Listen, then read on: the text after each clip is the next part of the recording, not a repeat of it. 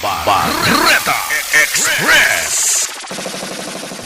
Yan, detalyes na kita kan mga barata pagkatapos kan mahiwaso na investigasyon na pinagkondusir kan mga autoridad.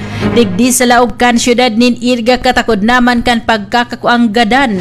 Nalamu-lamu ni na taga sa party kan sa iyang hawak. Ana sarong nga 15 anyos na daraga na taga-duman sa San Pedro kay ni nga syudad nin Irga. Sarong press conference ani papaapod at siya na hapon kan Irga City Philippine National Police. Sa Irga City Police Station na para sa update kanasambitan ng insidente. Inihuli ka na mayong untok ka na imbestigara siring na follow-up operation kan mga miyembros kan Irga City Philippine National Police sa liderato ni Police Lieutenant Colonel Carl Joseph Hausian sa paagi naman ni Ma'am Bella Serino ang tagapagtaram kan Irga City Philippine National Police. Nasusog na kan mga autoridad ang responsable sa nasambitan ng krimen kung sa ina pinagmimirar ka na mga autoridad o Irga City Philippine National Police na konsideradong solved na anak kasong ini kung kaya at siya na hapon na nakatalaan na magkaigwanin press conference na imbitado ang mga miyembros kan media. Ang Departamento de Edukasyon sa Bicol nagsabi na mayo pa nga tentative na schedule para sa pag-abrikan klase sa masunod na school year.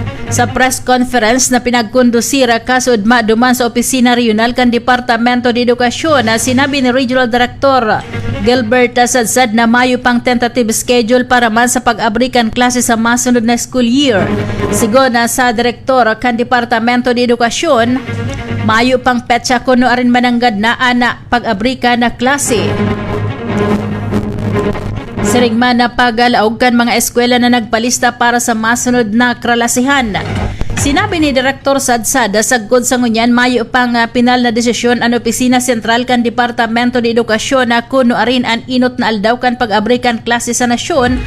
Mantang ang Departamento de Edukasyon na sa Bicol nagsusunod sa naman sa ipapaluwas na direktiba kan sa indang opisina sentral. Ang pinagkakasiributan ang ngunyan kan Departamento de Edukasyon ana padagos na pinagibong moving up. Closing siring man na graduation exercises kan sabi maabot sa 547,635 mga estudyante. Sa Bicol halimana sa 4,428 nga pribado siringman pampublikong eskwela's publikas. Sabi ni Direktor Sadsad na pinagapipilian na kung Agosto 20 o 22 ngunya na taon ana formal na pag-abrikan klase. Sinabi pa man kan Departamento de Edukasyon sa Bicol na padagos ang pag-ako ninda nin mga mapa-enroll kon sa in-target kan Departamento de Edukasyon na maabot sa 1.86 million na mga eskwelas ang maglaog ngunya na school year o ngunya na masunod na school year digdi sa enterong Bicol.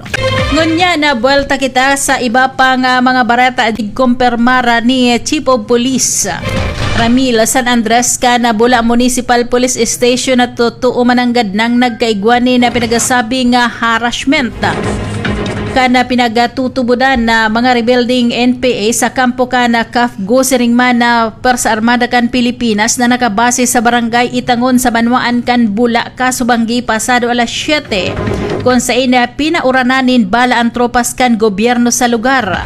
Mantanga mayo man na i-report na pinagbawianin buhay o nairido sa lado kan tropas kan gobyerno. Sa nasambitan ng pangaharas sa detachment kan Kafguasi na Persa Armada kan Pilipinas Subanggi. Mantanga nagdaraman inini na kahandalan sa mga residentes na yaon sa palibot kana kampo. Kuna sa ina pinagasabing kasabay man ang paggawara pa sa supply nin kuryente mientras na nagpupurutukan na nagdurar sa naman in 5 minutos sabi pa ni Chief of Police San Andres kan Banwaan nin Bula, Camarines Sur. Barreta Express. Sinabi kan Department of Transportation na ang liwat na pagbubukas sa kan biyahe sa San Pablo Lucena importante nga maray sa pagbuelta kan biyahe sa linya kan Philippine National Railway sa digdi sa Bicol.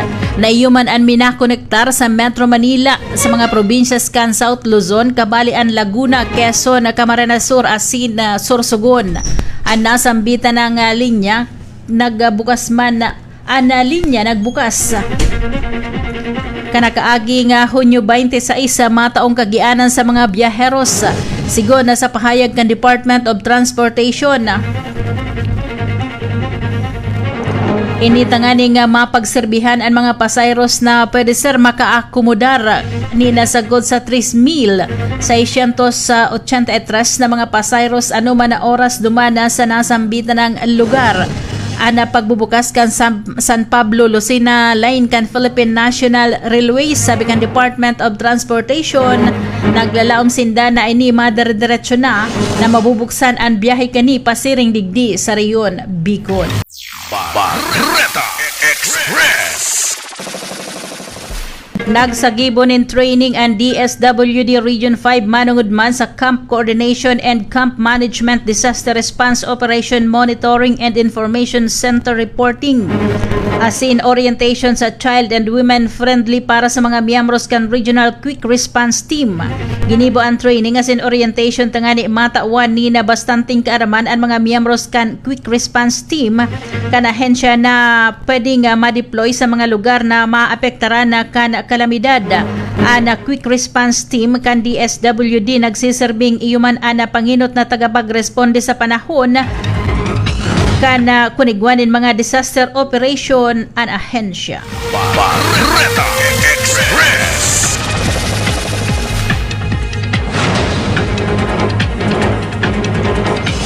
Tangani na masyerto ang transparency sa mga transaksyon kan gobyerno asin pagsunod sa Republic Act 9184 o ang Government Procurement Reform Act. Ang Bids and Award Committee kan Regional Office 5 kan Land Transportation digdi sa Bicol nagkaigwanin tiripon kasudma para sa opening kan bids for janitorial services. Bilang karibay ni Assistant Regional Director Vincent Nato na iyuan na chairperson kan nasambitan ng committee, pinanginutan ni Vice Chairperson asina Chief Administrative Officer Noel Barbacina ang nasambitan ng programa kasudma. Barreta Express. Formal nang piganunsya ni outgoing Vice President Leni Robredo ang official launching kan angat buhay ng government organization sa maabot na Hunyo 1 taon na presente.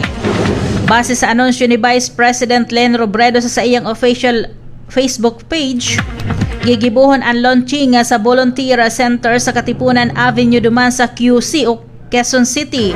Magkakaigwan in 2-day Street and Art Festival ko na sa ina pira sa mga itatampok ang mga memorabilia as in artwork na naresibika na Vice President halisa sa iya nga mga suportadores sa kana panahon ni na kana karampanyahan. Ang angat buhay non-government organization may obhetong mapahiwas ang mga natatabangan asina maaabot kan angat buhay program urog na si mga nagtitios na Pilipino sa bilog na nasyon kan Pilipinas. Barreta Express. 5 barangay sa halidumana sa syudad ni Legazpi na pigtaawanin cash assistance para man sa mga person with disability.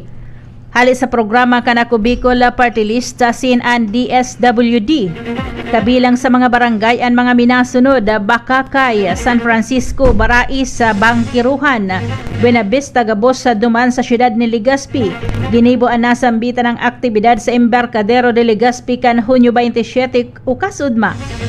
Taon na presente ang Ako Bicol PWD payout pigatindira ni outgoing Ako Bicol Representative Alfredo Garbina Jr. Siringman ni Congressman Raul Angelo Gel Bongalon.